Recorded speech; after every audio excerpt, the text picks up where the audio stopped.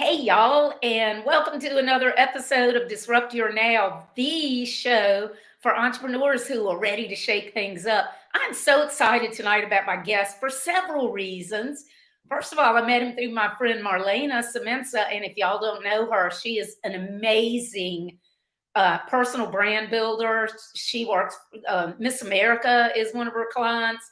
So Marlene is amazing. Check out her podcast at Your Iconic Image. And then Wes Harper, four-time, I think. Is it four-time? Sorry, I had to turn my phone off. Four-time, God, my brain, Jared. It just went naked and afraid. Yeah, I'm sorry, y'all. Four-time that, and he's working with him. And we just met. So this is the first time that we've talked, and this is an opportunity for us to get acquainted and for y'all to be like flies on the wall in the conversation. So welcome to the show, Jared. Thank you for Appreciate it. coming. Yeah, thank you for having me. I appreciate it. Yeah, I'm really excited. I want you to, oh, I didn't even tell y'all. He's a videographer. He's an amazing videographer, and he built his audience in his followers in TikTok in, what'd you say, 10 months up to 100,000 followers, Yeah, right? just about. 10 months? Yeah, yeah, thanks. Crazy. And he lives in Raleigh, North Carolina, that area. So that's the other reason I'm really excited, because I'm only like 45, 50 minutes up the road. So it's like we're neighbors. That's I right. love to have people on that are from this area, which by the way, y'all, just coincidentally, Marlena and Wes are as well. So welcome to the show, Jared, and tell us about you and your background. Yeah, no, I appreciate it. Thank you. Yeah. So Wes, how about that guy, right? Yeah, he's Yeah. absolutely amazing. I asked him before this. I was like, dude, can I give you a shout out? And he was like, shout me out, man. And Yeah. huge shout out to Wes Harper.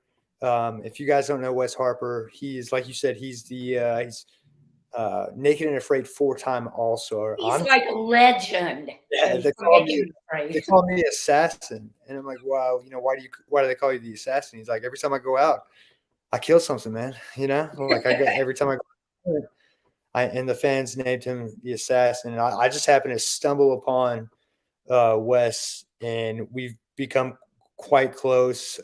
We have a good working relationship. I'm doing a project for him right now. I can't disclose what it is, but it's going to be Mhm. absolutely amazing. And I'm so lucky to be working on this project. And through him, I met Marlena, who has become like I was texting her earlier today, and I said, you're like the Oracle in the Matrix.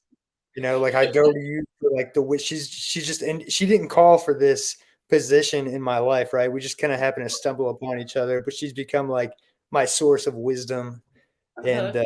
and she's absolutely awesome. Like you said, if you guys don't know Marlena, she's a diamond in the rough, man. She's absolutely amazing, and She you're is. right, Oh, and by the way, she's also in my last book, Disrupt Your Now. So, right, that's right. I saw that, yeah, yeah, and because Wes at the was on this. beginning of, I'm sorry, what? Wes was on this podcast as Yeah, well. they both been on the podcast, and Marlena's in the book. I had her in there because at the beginning of COVID, she started a virtual photography service because she couldn't go out and do photography. So that was amazing.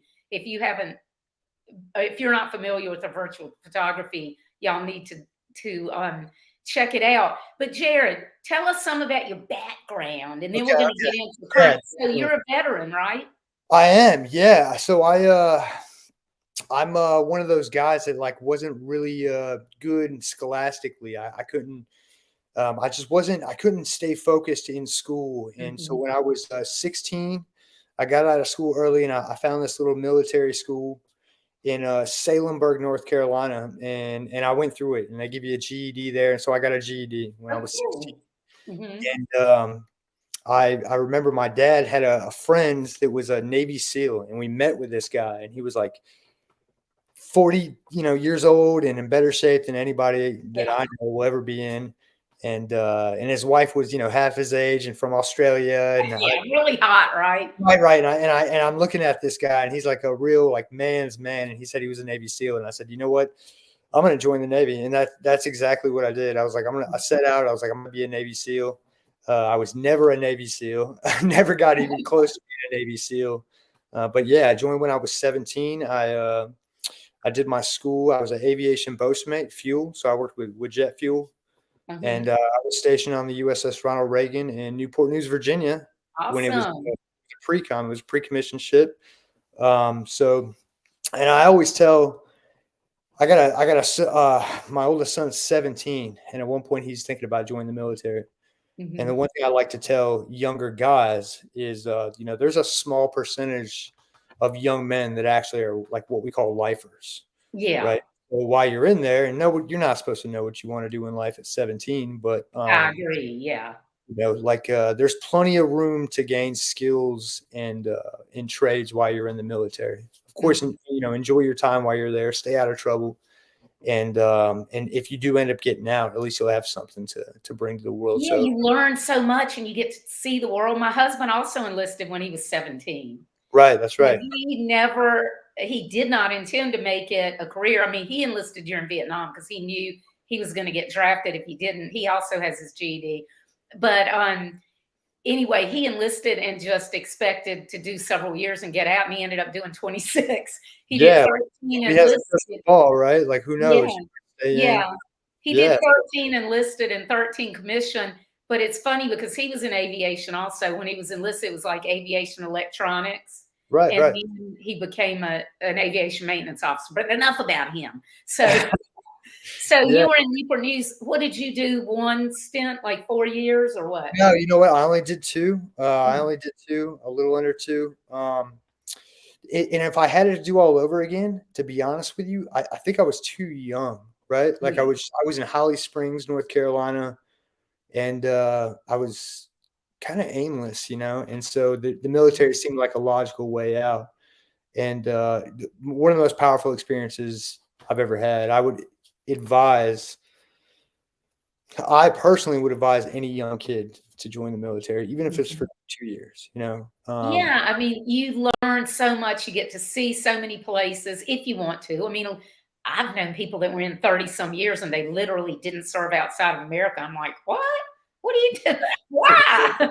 But yeah, I mean, it's a great way for people to find themselves.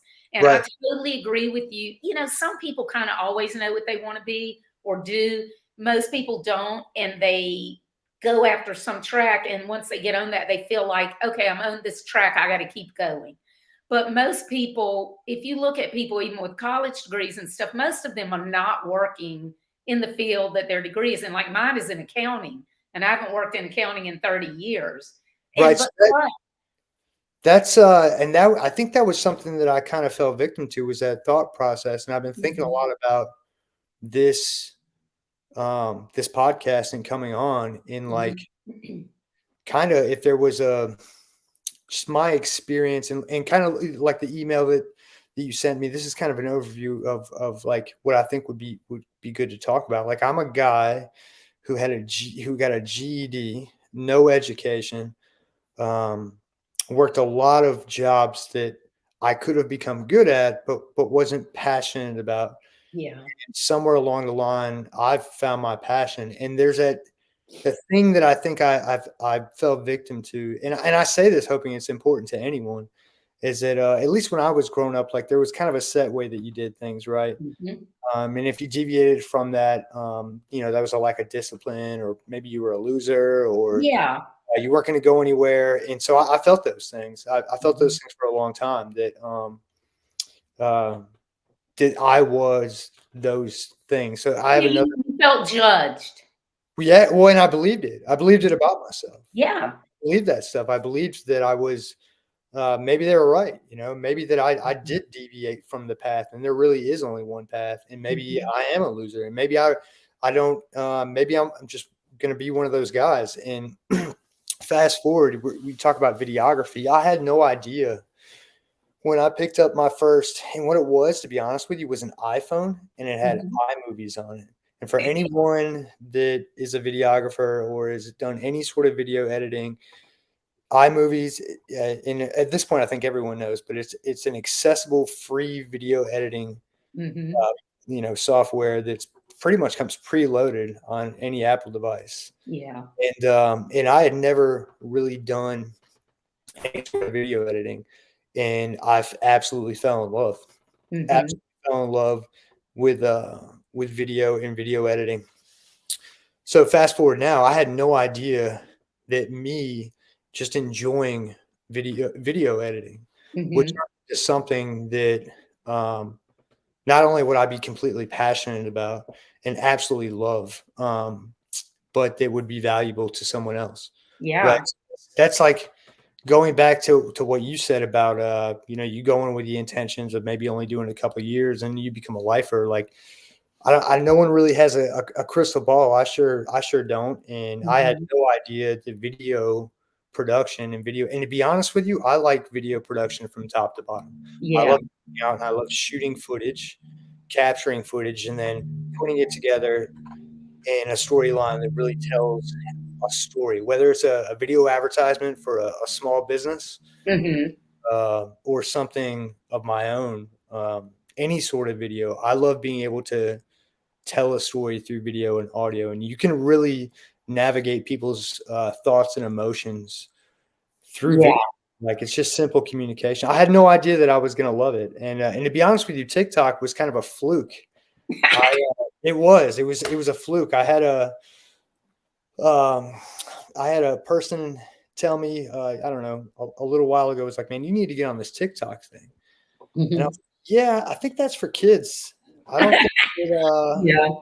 I don't think Well, that's as kids always do every platform first. right, right. So, And then so when older people get on, they skedaddle to the next one. that's right. That's right. So it was like, COVID hit, and this Yeah. TikTok thing kept getting bigger, and we were hearing about this TikTok thing, and I thought about it all day today because I understand in essence what exactly happened.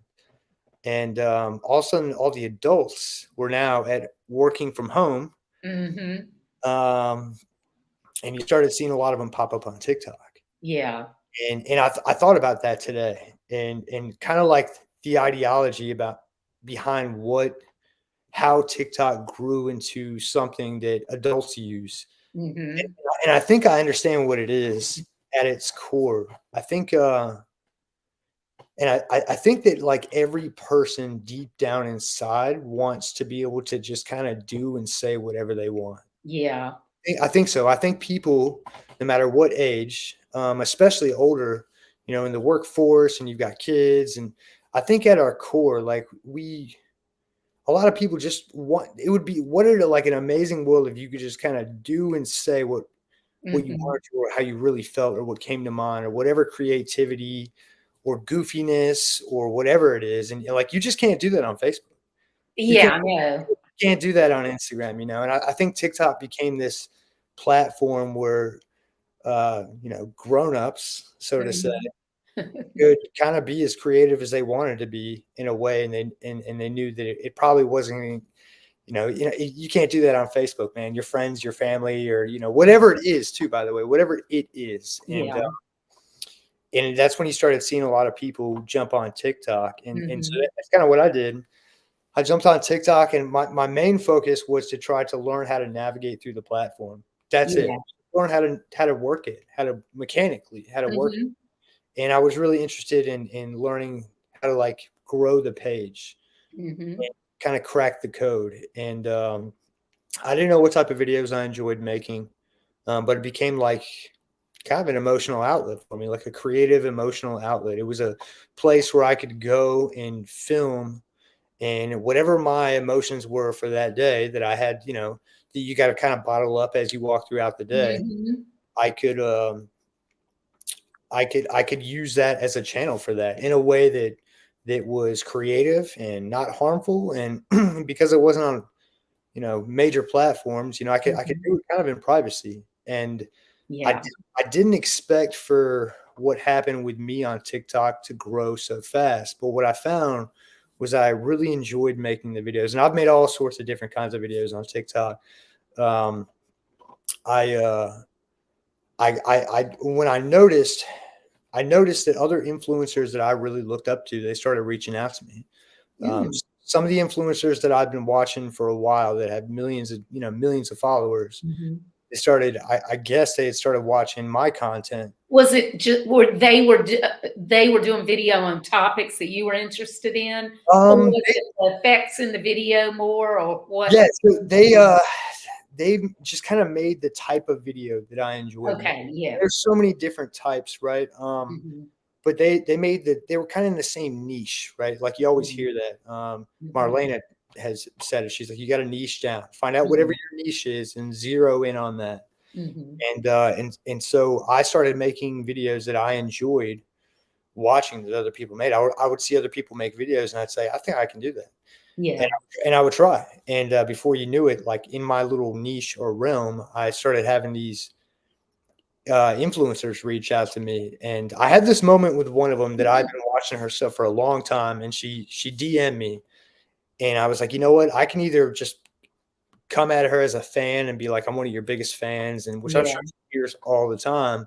But what I did is I picked her brain, and I was like, listen, I really enjoy making these kind of videos, and I want to make better videos, better quality videos. If there's anything that you know now that you wish you would have known in the beginning, or something, somebody would have told you, Mhm. what would it be? And she gave me some really good advice. And another piece of advice I got, and I say this for anyone that's on a social media platform and maybe identifies with anything that I'm saying right now, Mhm. right? Or can get anything from that. Um, I had a mentor that's a verified creator on Instagram and TikTok, kind of a micro celebrity. She's Mhm. been on a bunch of TV shows, and she was a model. And she told me, she said, listen, don't worry about numbers. Don't worry Yeah. about how many likes or how many comments or how many views or how many followers or any of that stuff. She's like, just focus on what you enjoy doing. And if you enjoy doing the work, it Mhm. your work will get better and it will grow as a result. That's the result. The byproduct is it will grow. And that's what I started doing. And Mhm. yeah, you're right. In about 10 months, it grew up to about 100,000 followers. Um, That's awesome. yeah, it's cool. I've tried to maintain an attitude of no intention. Right. I Yeah. like what you said on one of the bios that like a lot of people try to be this influencer. Mhm. And myself, I like I just enjoy making the videos. That's Well, pretty. and there's so many people who are so focused on the likes and the followers that it's like it doesn't matter if you have 1,000,000 followers. If you're trying to do it for work and to eventually make money, you could have 1,000,000 followers and never make a penny. But because a lot of them Right. are people that don't really have anything in common with you. They might like it one time or whatever. So, Right. but when you're true to yourself and it's growing organically like that instead of buying followers and all that crap, then Yeah. it's attracting the real type people. I'm going to interrupt you and ask you something. Who's George? Oh, that's my dad. I figured, hey, George, he That's is my hugely talented. Yeah, yeah, and that kind of circles back to I think what you and I were talking about, and this in transitioning into TikTok has been a fun hobby, and I Yeah. enjoy it. I'll continue to make videos, and um, I recent you know I've always been interested in social media and social media platforms, and you said it. It's true. I read a book years ago by Gary V. Yeah. Everybody's familiar with Gary V. The book Crushing It. And I was Mhm. always active on social media platforms. And I read this guy's book over and over and over and over. And I mean, just relentlessly. And I thought to Mhm. myself, man, I can do this. I think I can do this. And I had a job working for a guy, and he was like, man, I need to market my business. And I was like, dude, why don't you use social media? And he's like, Mhm. yeah, I don't really know how to do that. And I was like, dude, you have a Facebook. I see you post on Facebook. Mhm. He's like, I don't have the time for it, but I'd be willing to pay somebody to do that. And a light bulb went off. Yeah. And so a couple weeks later, I came to him and I said, listen, man, I think I can help you out. And I stole this principle from the book Crushing It. And I did. And this was years ago. I told the guy, I said, I think I can help you out and I'll do it for free. And he was like, well, I said, I'll create and I'll manage your social media platforms and Mhm. I'll do it for free. And this was years ago, but Mhm. he said, what's the catch? And I was like, I just need somebody to give me a chance, man. I really think I can do this. Yeah. build your portfolio, and that gives you references, and that gives you results that you can share with other people. By the way, I met Gary V's chief videographer or whatever in New York this past spring at an event. Oh, really? Yeah, he's really cool. And he met him. He didn't know him at all. And he just reached out to him and he's like, hey, can I make a video for you? And I don't know how many years it's been now. Hey, can I make a video for you? And he's like, yeah. And now he's his chief videographer and he follows him around everywhere and documents everything that he does. Look who's here, Wes. That's, Hey, Wes. Jared's incredibly humble. I'm reading it because this will also be an audio podcast. So for people who can't see it, Jared's incredibly humble, considering the incredible skills he has, and subsequently is following. Yes, Wes, he is. I'm so excited to meet him. And I'm so excited that I met him through Marlena, which is also how I met you, Wes. Wes Harper's the man. Thank you, Yeah, Wes. he is. Yeah. And Michael Lindlow says, yes, very talented at what he loves to do. So I assume that you know Michael. I do. Yeah. Michael's a good friend. And Christine, go Yeah. Jared, proud of you. Yeah. So look, your fan club's in here. I got a lot of friends that are supportive. It's been Yeah, really that's awesome. Yeah, I was gonna mention my dad is probably the biggest influence that I've had. And when I was a kid, he dropped everything to start a landscaping company. Uh-huh. And he'll tell you at the time that he didn't know anything about landscaping. You know, all he knew about landscaping is grass grows and you're supposed to cut it. That's all I know. And when I was a kid, we grew up going door to door, and this was an everyday thing. So I understood the principle behind marketing at a very early age, right? That's good. Yeah. And we would go door to door and put out these flyers, and you really got to see the best and the worst in people, you know, every now and then. And I've actually blogged about it on my website. So yeah, I read that post. yeah, sometimes you get people that would just, they would kick you, they'd shoo you off their property, and every now and then you get somebody that would invite you inside. And I just, my dad, he's like, man, I just need somebody to give me a chance. You know, he was a young guy with two kids and a family, and he wanted to start something of his own. Mm-hmm.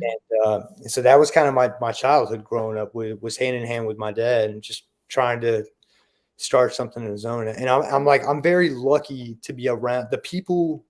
I'm a firm believer in and this is a timeless saying, right? But you are a combination of the five people that you're around. My two best friends, Josh and Hale, they started a moving company a year and a half ago, just kind of a dream, man. No business education, no formal education, no degrees in business or anything like that. They've done really well for themselves. And my dad is another great example. And I have some other friends that I've watched take the leap of faith into, we're just going to see if this happens. And I found that, like, at least I've seen objectively that when you have the courage to really take that leap of faith in that direction, and it's in a good way, that the people around you really honor that. So I appreciate people that jump on, like you just showed. Jump on. I've had a lot of support lately as the work that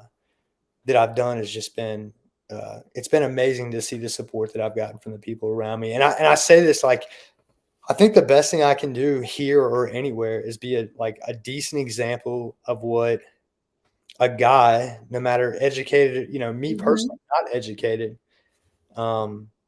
they can, like I said, I didn't know that I would fall in love with videography and video editing. And it's such an endless process. There's always something to learn. Yeah. New every day. And let alone in a capacity that other people would find value to that. I had no idea that, that it would turn into. Well, I was going to say about education, and I went to college. I have a degree in accounting, but you don't need to go to college to be an entrepreneur. Most people who did go to college are middle management. That's kind of what you're trained for when you're in college. And I'm not saying don't go to college. I'm just saying, you don't have to have a college degree to be an entrepreneur. As a matter of fact, one of the most successful entrepreneurs that I've ever known had a second grade education for two reasons. His dad died and he had to go to work to help buy groceries because this was like in the 50s, I guess. And he had to help his mother raise his younger siblings, and he had dyslexia. So even when I knew him, his secretary or whatever, executive assistant, called secretary back then, she read him everything because it would just take way too long for him to read. But he was brilliant, and he built up a business. This was in Florida, built up a business, owned properties all over Florida, shopping centers, and all kinds of stuff because of the money that he made in his, main business. So, but it takes that grit and that belief and that special spark and the ability to, as you said, take the leap of faith. It takes that to really be an entrepreneur, and most people don't have that. Go ahead.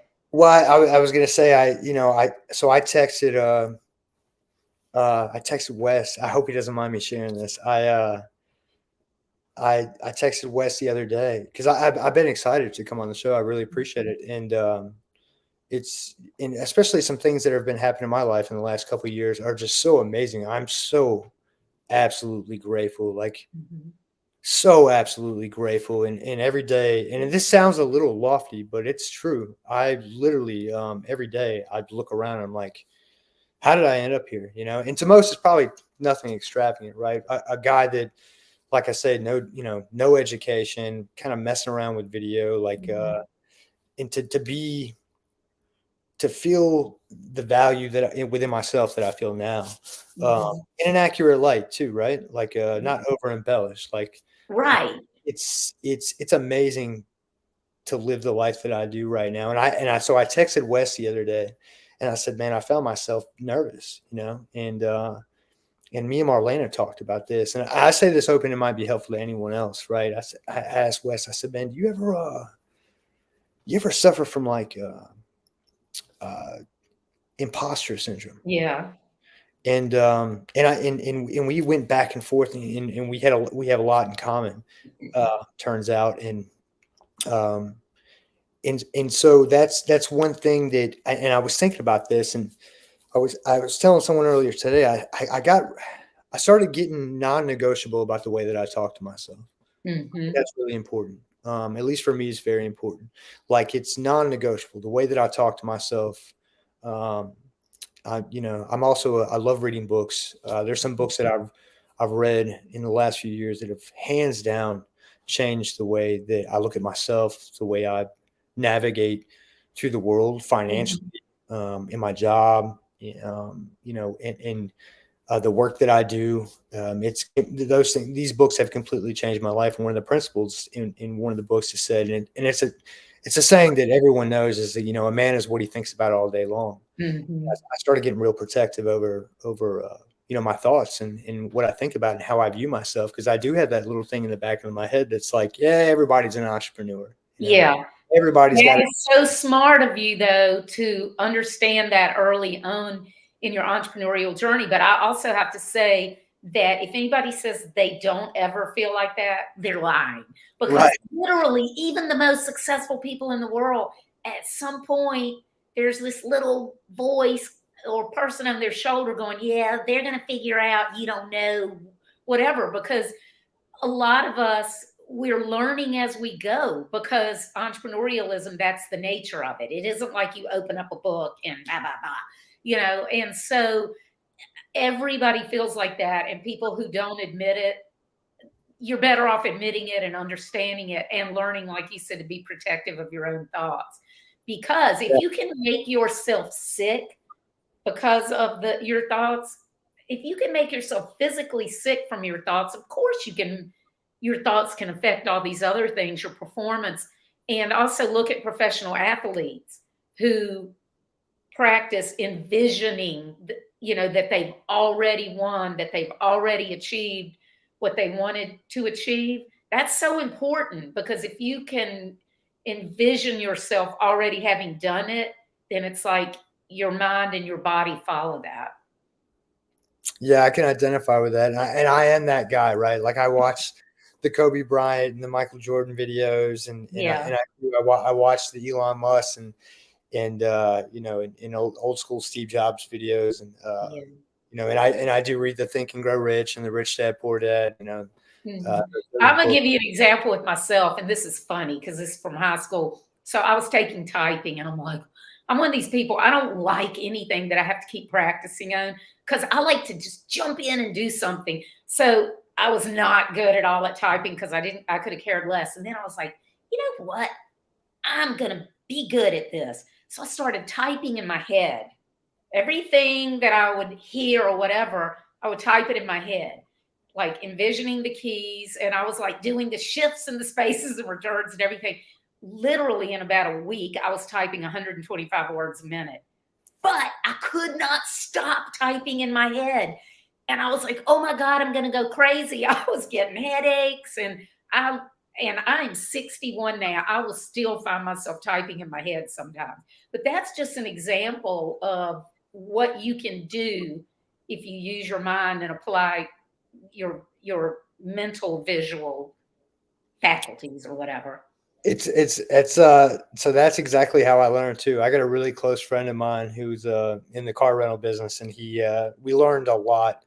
He did some e-commerce for a while, and he's got an entrepreneurial spirit. He's a madman. He's relentless when it comes to work, and he loves every minute of it. He's one of my best friends, and I watched him one day walk into his spare room. He said, I've got to learn uh, Adobe, like Adobe, Illustrator or InDesign or something. one of them. And he literally locked himself in a room for an entire day. And it was like when Neo in the Matrix plugged himself in and learned karate or taekwondo, and he like opened the door and he's like, I know karate, like that's literally how he learned. I think it was Photoshop. I think it was like Yeah.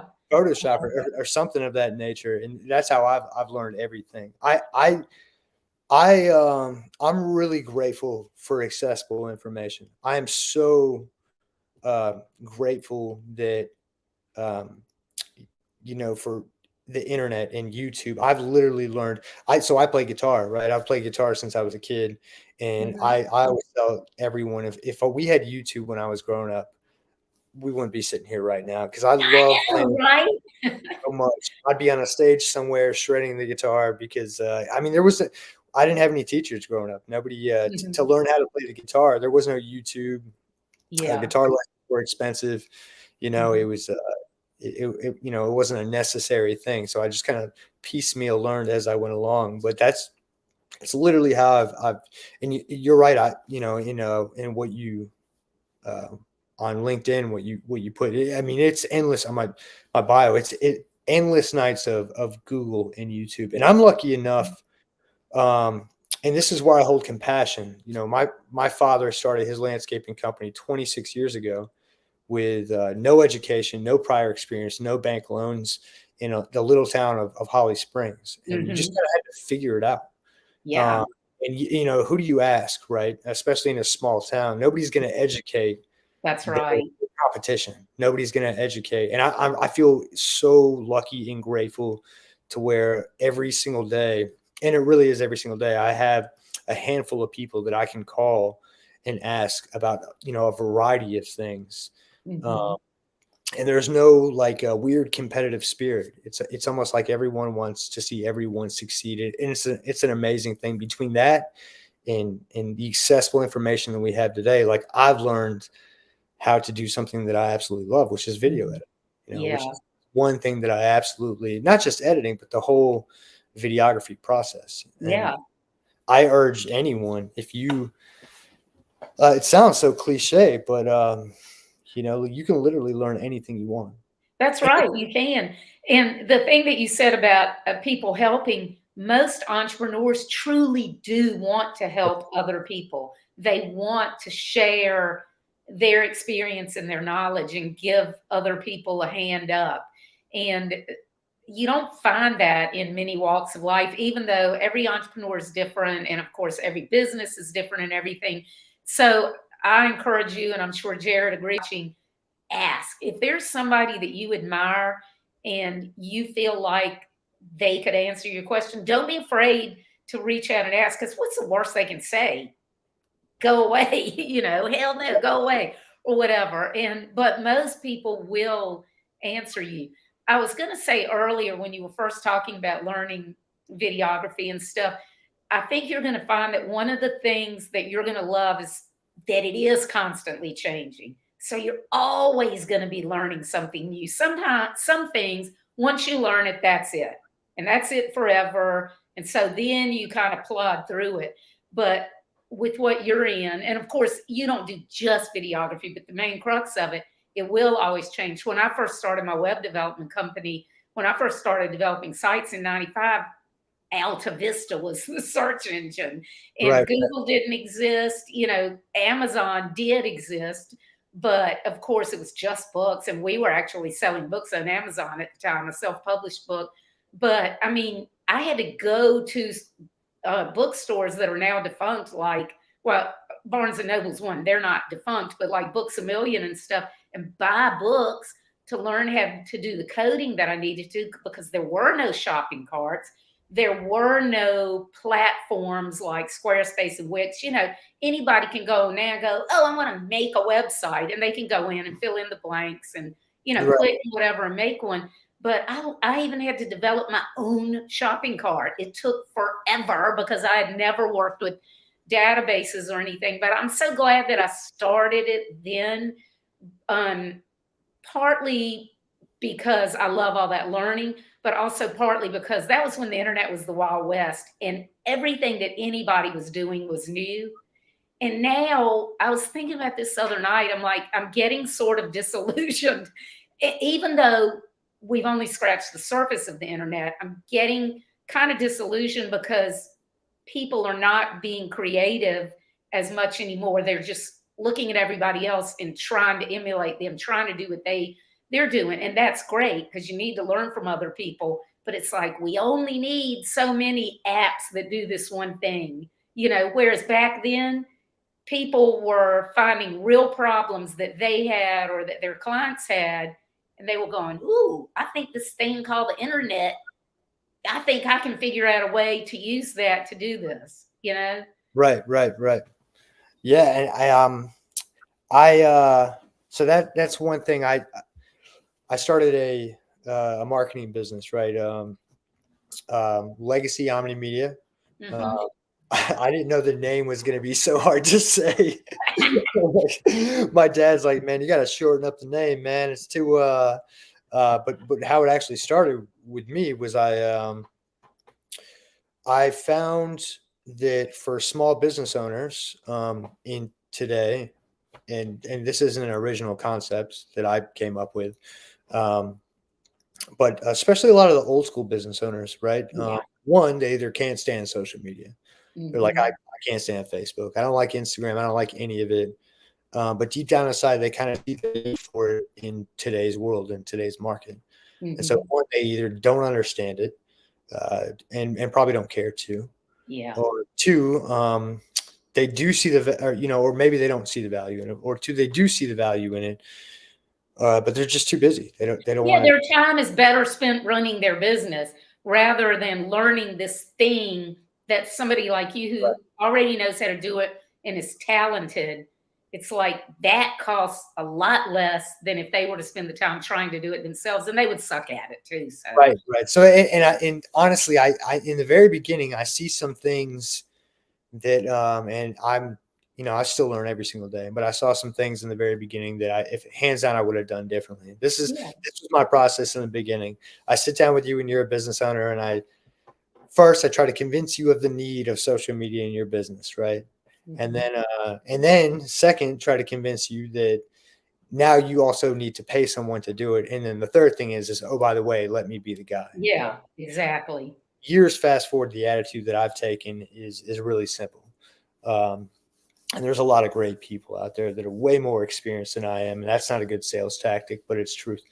That if you're the small business owner that just doesn't want to do it, you're like, I see the need for it, and I don't want to do it. Mhm. That I'm a guy that can manage your social media platforms. Pretty That's simple. right. Go to Legacy Omnimedia, y'all. Go Thank you. there and contact Jared, and But he'll what? look it on up for you. Look. Okay, so you have another one of your fan club on here, Sean. Thomas Yeah, cheering you on. Hey, Sean. And then he says, it's truly admirable to see such turnaround. Yeah. I'm really excited for you, Jared, because I know that Marlena and Wes, I mean, I know how much they think of you already. And to me, that speaks volumes because I know and respect them. And I'm excited for your future, but I'm excited for myself because I love to see people going after their dream. And so the reason I'm excited for myself is not that I'm going to get anything out of it, but I get such charge out of seeing other people do that, that anybody anybody can look at you or anybody else and draw inspiration because everybody has tough days. And when you can see somebody who they believe in themselves and they're going after it, it just makes you feel good to watch them. I Does really that make sense? appreciate that. I honestly, I think that Marlena and Wes, and not just them, but so many other people, Sean being one of them, is the reason that I'm even here right now in the capacity that I am. I'm so grateful for the people that have taken the time, and I mean, just every day, right? Like I know that we're all human and we take it for granted. I'm so grateful for the people that when I call them, they choose to answer the phone. Right. And then when I ask questions or like when I text Wes and I'm like, hey, man, I need some like just person to person advice, man, because this is something that I got going through my head. And Yeah. when I look up, I look up to you or Marlena, I know you got the wisdom, drop it on me, man. I need the wisdom, and then she takes the time to do that. And Yeah. I hope, to be the same for someone else. It's absolutely amazing. And to be honest with you, that's kind of how I look at videography and social media. I've watched people take leaps of faith and really believe in themselves, and maybe not even believe in themselves, but take the leaps of faith anyway. Like Yeah. I watched my dad start his company, and the first 5, probably 8 years were the hardest. I watched my two best friends start a moving company, and I remember the day that my buddy called me up and he's like, "Man, we took out the bank loan, dude. We're just gonna, you know what? We're just gonna do it, man." Going for it. Yeah. Yeah, and a year and a half later, they built a company that many men can depend on for an That's income. I, cool. I have a passion in my spirit and a respect for people that have the courage in the midst of fear and maybe without education or prior experience, Mhm. take a leap of faith to start something that one day other men can depend upon. And that's kind of how I see marketing and videography. I really enjoy shooting videos, especially for the small business person.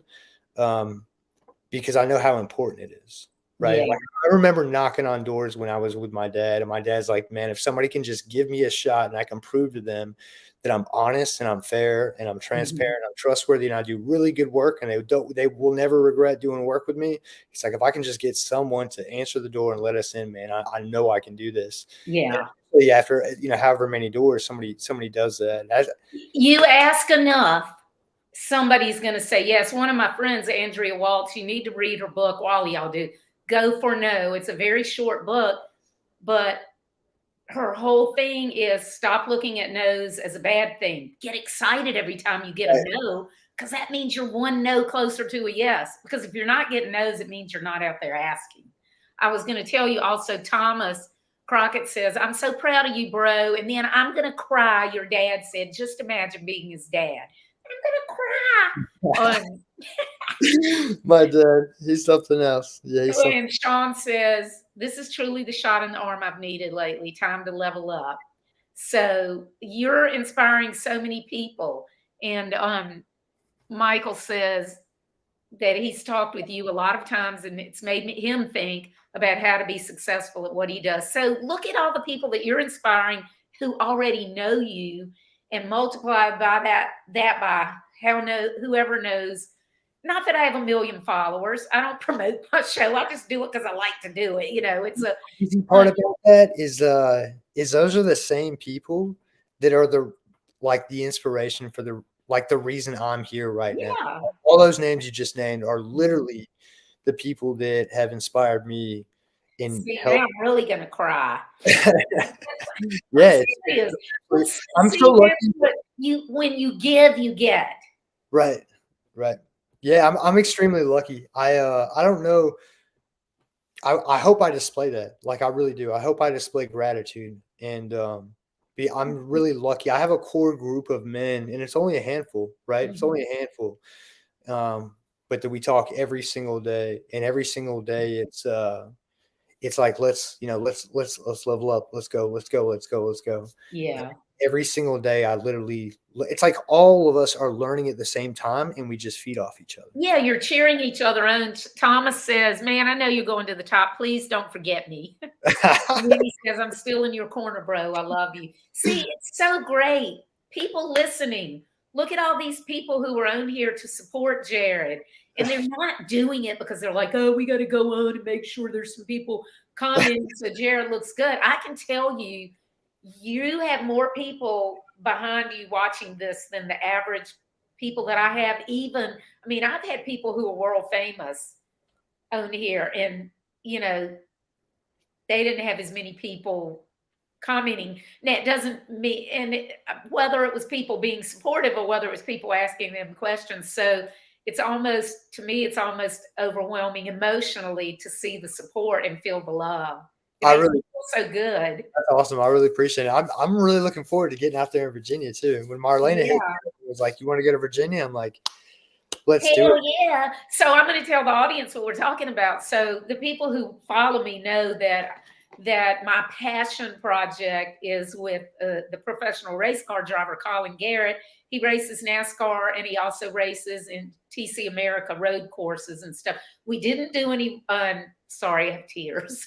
We didn't do any NASCAR races this year because we didn't have the funding, because we do not approach it as a traditional sponsorship thing. We approach it as B2B business services. We don't want to just put a logo on a car and send it around the track. So what we do is, because we have so many experts in our network, including people like you and Marlena and Wes. And so what we do is we find companies who need us to solve a problem for them. And we happen to have this racing team. And Colin started what's called the 1111 Veteran Project. And we use the funding that we make from those companies that pay us to solve whatever problem it is. We use that to fund the race team. And then with the race team, we promote veteran-owned businesses and nonprofits who support veterans and military families, and things for the disabled, stuff like that. So that's another reason it's special for me to have you on here, because you are a veteran. And what Jared was talking about, coming to Virginia, Racing for Heroes, which is one of the nonprofits that we promote, is based at Virginia International Raceway, which is right here in the county that I'm in. But that's right on the Virginia, North Carolina line. So it's probably only maybe 30 minutes from you. And so I had been telling him, and, you know, the next time we have an event out there or anything, I want Jared and Marlena, and of course, Wes, if he's not out in the woods somewhere, to come up and do it with us, because Racing for Heroes, it's so cool. They have like a huge shooting range. They do tactical mobility driving. So you can get in there and turn trucks over and everything. You get out on the racetrack and race. And they do it all. It was started to help get veterans who have transitioned out, get them out of their house, out of their basement, and back into, you know, the camaraderie and everything. But Colin, the race car driver, Colin Garrett, he actually trains SEALs and other special forces out there in tactical mobility driving before they deploy. So that's pretty cool. But he's so humble. Like, he was training a group of SEALs or SEAL team one day, and one of my friends said, so y'all going to watch Colin Saturday? They're like, what are you talking about? She's like, he's a NASCAR driver. He's going to be racing in Michigan this week, and he's running the first Braille paint scheme in NASCAR. They're like, what? So it was really funny, because he's going, oh my God, they're SEALs. And they're going, oh my God, he's a race car driver. And then they were fighting over who got to ride in the car with him when he was doing the training. But it's a lot of fun. So sorry, I went all the way around the barn to tell y'all that's what Jared's referring to. No, I think that's going to be a good time. That's going to be an amazing time. It is. It's going to be a lot of fun. So Joshua Murray says, I couldn't ask for a better friend or marketing manager. Next level is on its way. Hey, Joshua, thanks for coming. I'm just so excited for you, Jared, because you're on your way, but you're also just finding yourself. And it's like the world is your oyster, you know, and you're not afraid to go for whatever your dreams are. But here's the other thing. Your dreams are also going to evolve. And I know that you know that. So that's one thing that I, I don't know if it was Marlena, maybe it was someone else. I think it was my buddy Sean. We had a conversation earlier today, and he's like, there comes a point in every man's life where he just kind of makes a decision about who he is and what he wants. Now, the path on what it's going to take to get there is a little, who really knows, right? But that's kind of what happens with, especially, at some point, and I think every person's probably pretty similar. You just get to a point where you make a decision on who you are and who you're not and what you want. And so I tell everyone, I had no idea personally that my life would look like what it does today. And I know that everyone can identify. I'm no one special, right? Like, I didn't know that, a couple of years ago, that my life would be the way it was then or last year or this year. And I'm just along for the ride,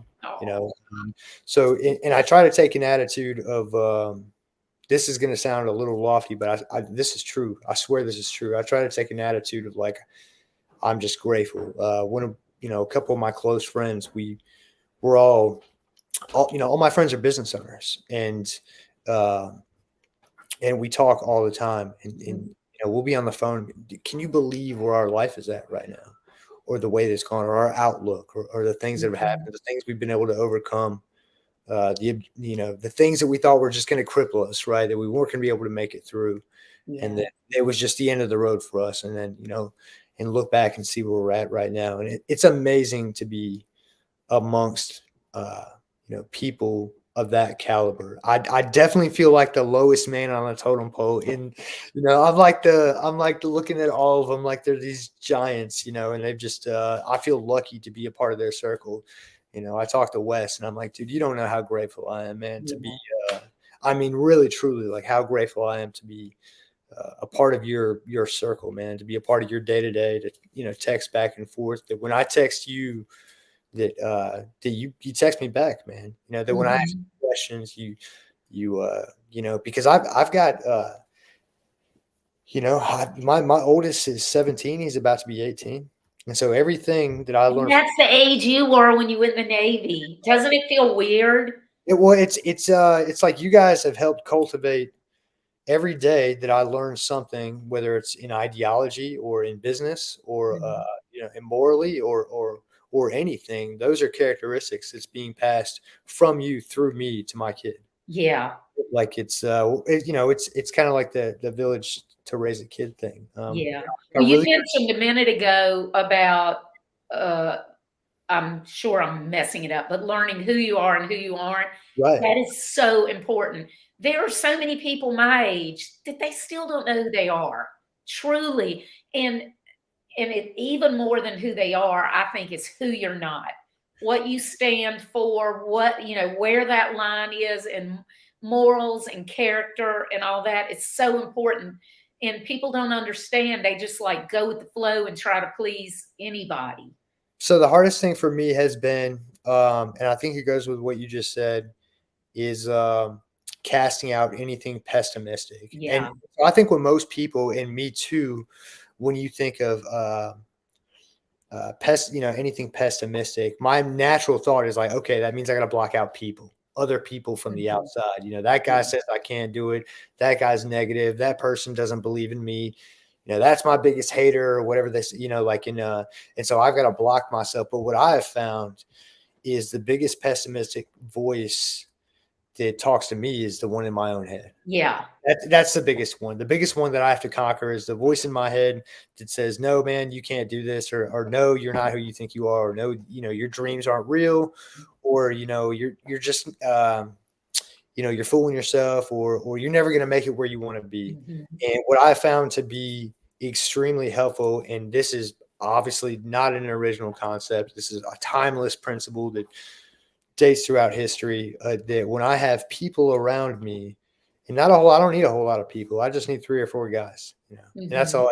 3 or 4 guys, or 5, or however many, that completely align in thought process with the mindset that I need to cultivate, Yeah. pessimistic voice away and keep moving in the direction that I need to go. Cause half of it is just fighting fear, right? Yeah. Like half of it is walking amongst the fear, setting one goal, walking through the fear of meeting that goal and then accomplishing it. And then saying, Mhm. I didn't know I could do that. And then setting the next goal and then walking through that with fear, amongst the fear, accomplishing that goal. And then it's just so on and so forth and so forth. And when I have a core group of men that relentlessly, and I say relentlessly because in my life, that's how they are, that relentlessly refuse to not believe in me Yeah. and stay positive and uplifting. And we're almost like this wall and we're all bricks in this wall. And sometimes the wind shifts this way. And so a lot of the weight is leaning on this one brick, right? But we're all here Mhm. supporting each other to keep it, and that's been really helpful. And you're right. The starting point is who I'm not, right? Mhm. The best way to figure out who I'm not is through life for me and I'll be 30 in a couple weeks. I think a couple weeks on the 26th, I'll be 38 years old, right? So 38 years old, I feel like I've lived, I've, I've lived a lot and I've got a really good collection of material that displays uh, of who I'm not and who I don't want to be, right? Mhm. Some of that is from people around me and experiences that I've had, and a lot of that is just from myself. And Mhm. at some point in line, at some point, I draw a line in the sands, and I think that's what me and my buddy Sean were talking about. There comes a point in every man's life where he really decides, like, this is who I am and who I'm not. When you draw that line in the sand and say, and the starting point is this is who I am not, and Yeah. then the future is cultivating who I really am. And this has just been an amazing journey for me. It's just been an amazing journey. I am so grateful to be able to do something that I absolutely love, that I had no idea that I would love. I'm so grateful to be amongst people that help cultivate that and empower that. And we help strengthen and empower each other, and that are so supportive. And I'm exceptionally grateful for the people that have recently entered my life that have become mentors and advisors, and see some sort of, and not just belief in me, right? Mhm. That I can add value. They don't just, it's not so one-sided, right? Like Yeah. just that I can add value to their life as well. It's absolutely amazing for a guy like me. Every single day is not just a learn. And I know this sounds, at the risk of sounding like generic or like not authentic or fabricated, and truly it's every day's a learning process. And every single day I literally go to bed at night feeling more accomplished than I did the next day.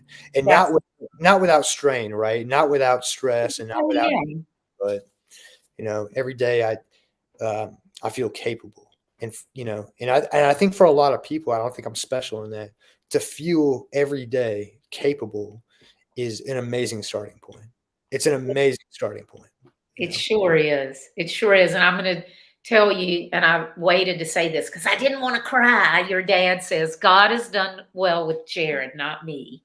So, but I also was going to say that you're so lucky that you do have that core group of people who have your back and are looking out for what's best for you. And y'all lean on each other and they encourage you and they teach you and everything else, because there's so many people who are entrepreneurs and they don't have that, um, because it's kind of comes natural for a lot of people when they have a friend who's starting a business. They are either afraid the person's going to fail, and it's usually people who aren't entrepreneurs, but their family and friends, they think they're looking out for the person, so they're like, oh, they don't want him to be hurt, they don't want him to Right, be sure.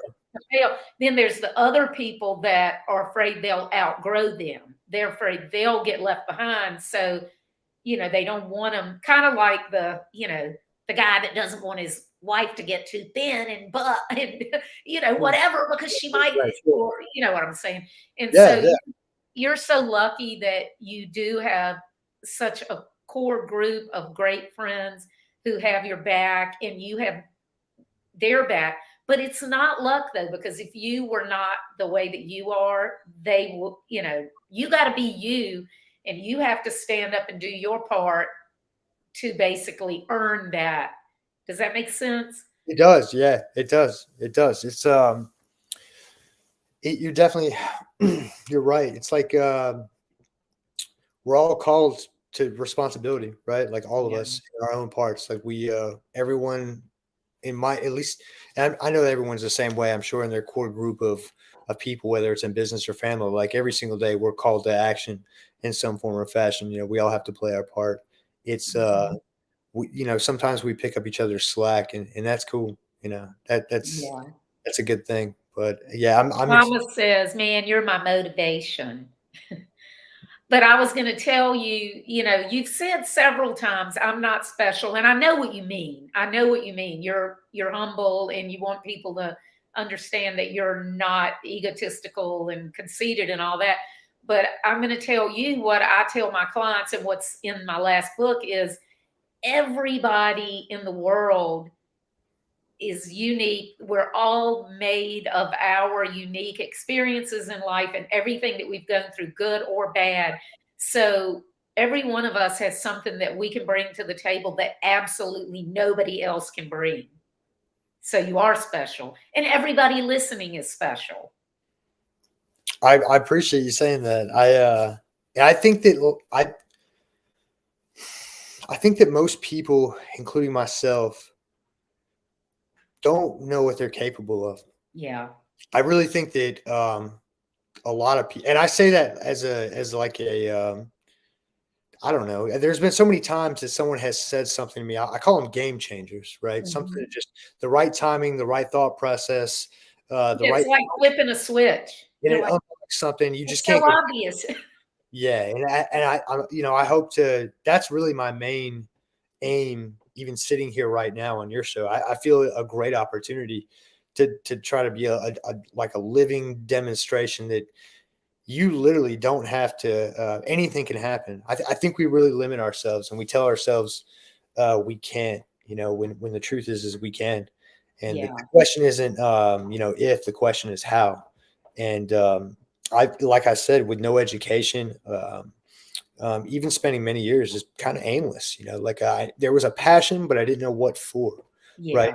Yeah. And I'm so lucky to be in a position to where, like, when I was growing up, you couldn't do stuff like this without an education. Yeah. That was the way you did stuff. Like if you, Mhm. video or audio or any of this stuff, like there was a place that you went to learn to do it, and it was called college. Right. You Yeah. didn't go there, then you weren't gonna learn, and to have And whatever you did to make money, chances are it was going to be a job with somebody else because it was harder. and you're gonna hate it. Whatever Yeah. it was, you were gonna hate it, and the best you Yeah. could do was hope to stay there and work up the ranks, and hopefully, trade less time for more money. That was the Yeah.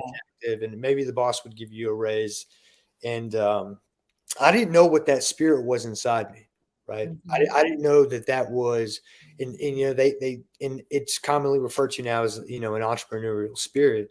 I just knew that I've always wanted something that I could be in charge of, something that I could dictate its future and its growth, and Mhm. then, and more importantly, that would add value to anyone else. I watched my father build a business from ground up, and I There's watched. no better education than that. Right, right, from ground up, and I watched my two best friends build a business from ground up and learn by trial and error. And not only did they just build a business which benefits themselves, but they built businesses that other men can depend upon. And to me, Mhm. that's the most like glorious thing is out of your mind you took leaps of faith in action that manifested in such a way and materialized the results of that is other human beings can depend upon you. They can depend. You built something out of an idea that other people can depend upon. And to me, that's absolutely amazing. That's the most selfless thing that you can do is take Mhm. your own vision and create it in such a way that other people can depend upon it and to feed their families and and grow within themselves. Yeah. It's absolutely amazing. Well, and it's funny because that's another one of the lessons from the book. And this is not the exact words, but by not going out and offering yourself up and going after these ideas in your head, you're hurting other people because Right, they might not even know they need it yet or that right, they need you, but it's like they do need you. Thomas says, I remember telling you that you love being on camera, take it to the next level, and you did. I swear I was looking at your TikTok videos. I'm like, man, you could be an actor or a model. They're good. I appreciate it. Thank you. And then Michael says, takes a lot of consistency and discipline to get to your goals, is what Jared last told me. Yeah, I think that's been he's right. That's been a so that's been a and you can ask my girlfriend, that's one thing that I've absolutely sold on. It's not even sold. I think it's just logic and reason that discipline is the key, which I mean you obviously and everyone Well, knows. I don't have a lot of self-discipline, which is, I mean, I fly by the seat of my pants, but that's why I'm a disruptor. I don't like doing the same thing over and over, which is really funny because I was an accountant. I'm like, what the hell? I was just really good at it, but I'm glad I did major in it. But I hated the work and even the kind of people I had to work with. Sure. But my brain, it's like, Marlene and I were talking yesterday, and it's like somebody comes to me and they're talking about this thing, but my brain starts, it's like the old time pinball machines. It's like things all over, bouncing all over. So my brain just automatically goes from the little thing to the big thing. And she said, she's like, the way I would describe you is if like somebody handed you a balloon and it was empty and they thought that's all it could be, and you blow it up into this huge thing. I was like, oh, that's pretty cool. But yeah, I'm not self-disciplined. Well, I am in some ways because I mean, I've written 3 books, well, 4 actually. And That's commendable. That's amazing. I'm self-disciplined in different ways than most people. I'm not the type of person that's going to get up and have a schedule unless it's things like this. I mean, I have certain things that are scheduled, but I hate having like a fixed schedule to my day. I always have things I need to do and that I have to do and that are non-negotiable. But Right. aside from that, I like to be really flexible and kind of roll with it and see where it takes me. I don't know if that makes sense or not. Yeah, it does make sense. It's literally kind of like my life. Like I didn't know that this would. I didn't know what 2 weeks ago that we'd be sitting here right now. Well, you didn't know till this weekend because you emailed me. I think it was Friday, and you emailed, and you were, Marlena just introduced us, and then I was like, oh, by the way, the person on my show Tuesday, we were going to set up a Zoom call, and Right. your email was so interesting. The way that you write, and I already told you, you need to start writing video scripts for people because you are a really good writer. But just the way that you write, your email was interesting, and you weren't being like all brown nosing and stuff. It was a very interesting email, and I'm so used to getting the same old whatever. So I enjoyed your email so much, and we were talking about setting up a Zoom call. I'm like, well, the person on the show is sick. Why don't you come on the show? Because I knew we could have an interesting conversation because of the way you wrote your email. This is, it's funny you say it because I when I was growing up, writing was my subject. I loved English and I loved grammar. Spelling, I'm horrible at spelling. My girlfriend, she's the spelling bee winner. She's funny. I'm sitting across the room and I'm like, hey babe, how do you spell this? And she just rattles it off, and between her and spell check, I can never go wrong. But my thing was I couldn't finish the paper in time. And I remember a teacher telling me one time, they're like, you're literally the best writer in this class, but you're always late. You always turn your papers in late. And to me, it was such an artistic process, right? Like if I sat down to write and I wasn't in the state of mind to write, I knew that whatever I wrote was going to come out and it was going to be garbage. But when it clicked, I needed to sit down, I needed to write, and I never knew when that was going to happen. And so I always turned in my papers late. And you happen we happen to be talking about something that I really enjoy talking about, which is usually the people in my life. We were talking about Wes and Marlena and the impact of those relationships in my life. And I absolutely love plugging the people that are important to me. I love talking about the people that I looked up to and that are important to me.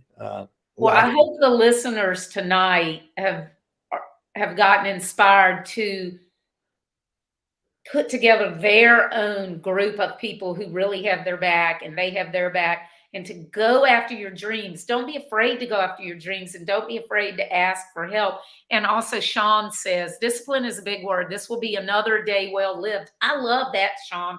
I'm going to have to make a wallpaper for my phone. So a lot of times I do quotes, image with a quote to be the wallpaper on my phone, so that whenever I pick it up, it's like something that will inspire me or whatever. So I got to add that to the collection.